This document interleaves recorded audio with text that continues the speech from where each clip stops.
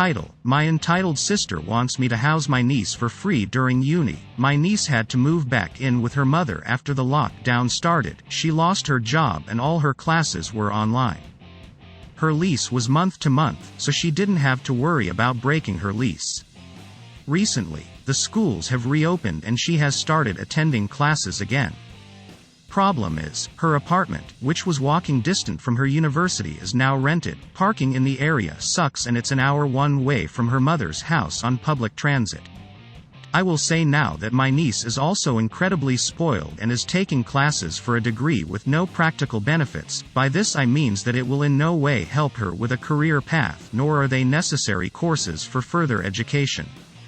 Got a call from my sister asking if my niece could live with me because I live alone in a 2-bedroom house and I'm a 15-minute bus trip away from her uni. I said no for several reasons. 1. I work nights and need to sleep during the day.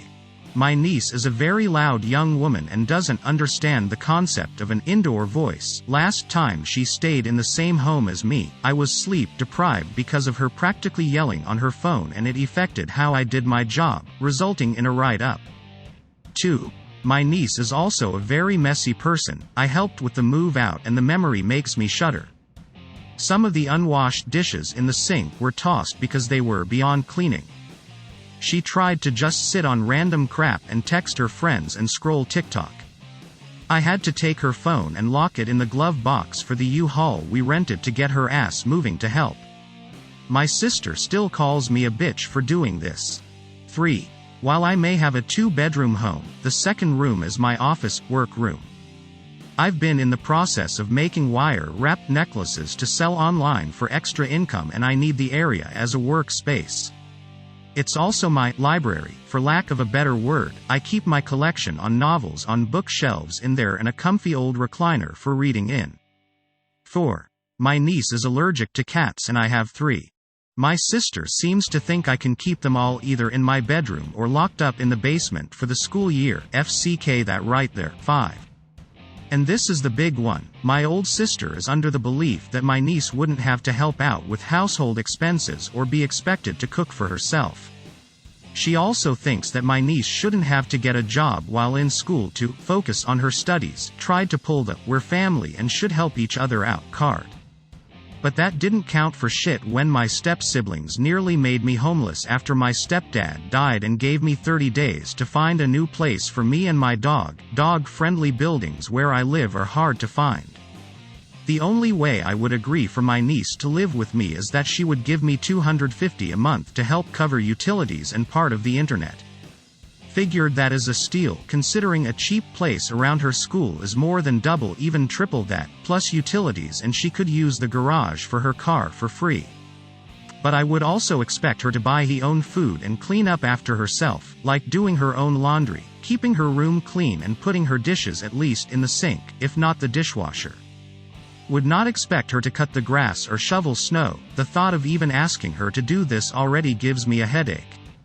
Now I'm getting texts from my both sisters telling me that I'm a horrible person and should open my home to this. That it's unreasonable to expect a 19-year-old to spend 2 hours on the bus every day and yada yada. Part of me feels guilty, because I could move my office and work space down into the basement. Can't be a living space due to lack of windows, but I can't afford the expense of a second person in my home without them chipping in for the bills. Nor will I lock my cats away in their home. Edit. Thank you so much for the awards. Did not expect this to blow up like this. Edit 2. Should have been more clear. I don't have plans on letting her live with me.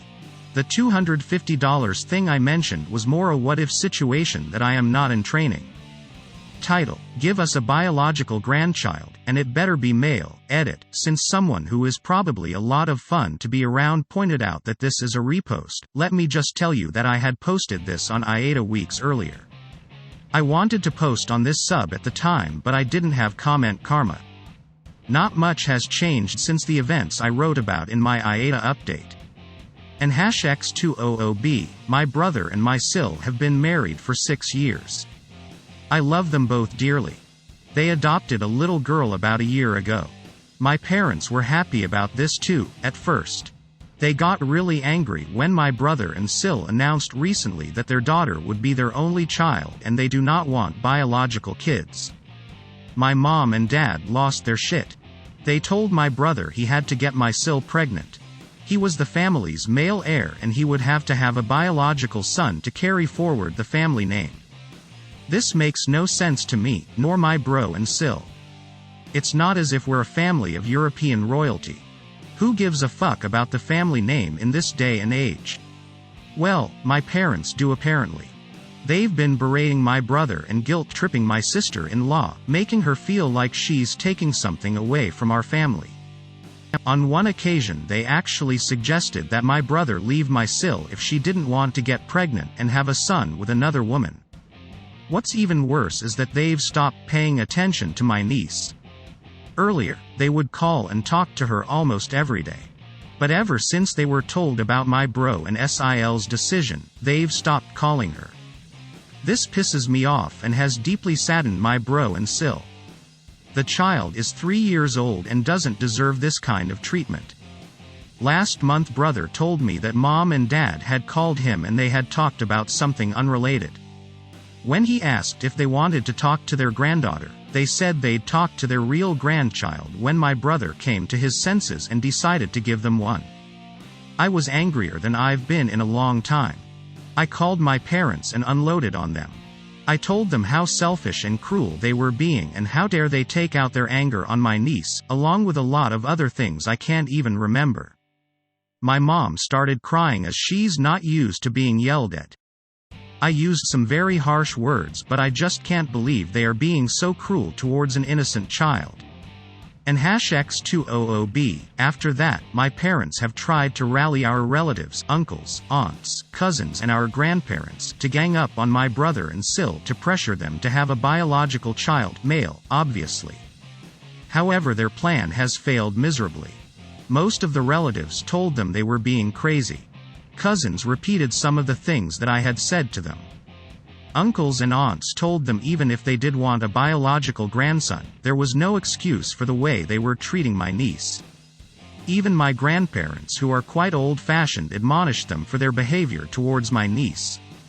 My brother has banned them from his home. I've banned them from mine.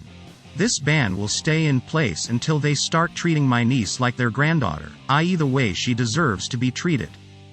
I feel like my grandparents shunning my niece hurts even more because when she first became a part of the family, they appeared to love her. They would speak to her on the phone, play with her when they visited. Title: I don't have to teach my daughter how her body works and neither do you. This one was told to me by one of the nurses I work with.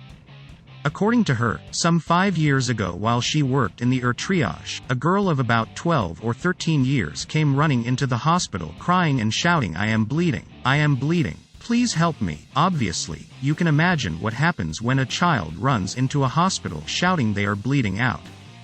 In no time there was a doctor and an army of nurses over the girl. They took her to a bed where the doctor started asking questions and doing the physical. In her agitated state, the girl was able to explain what was happening, and after the initial shock everyone understood she was having her first menstrual bleeding. She had noticed the blood while walking home, got scared and went directly to the hospital as it was not too far. I don't know in other countries, but at least where I live is normal that girls older than 8 know at least that women have periods, but this child was completely clueless about the whole ordeal. Nothing, zero, nada, not a minimum grasp of sexual education.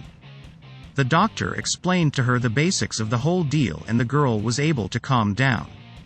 Now here comes the EP part. It took some time, but the hospital was able to contact the mother of this girl, and when she came, she was mad. It seems she had purposely kept menstruation a secret from her daughter for some weird chastity, purity mumbo-jumbo, and was furious that a healthcare professional had spoken to her child about it. My friend told me the woman was shouting and threatening to sue everyone in the building for about half an hour until all the paperwork was done and they were free to go.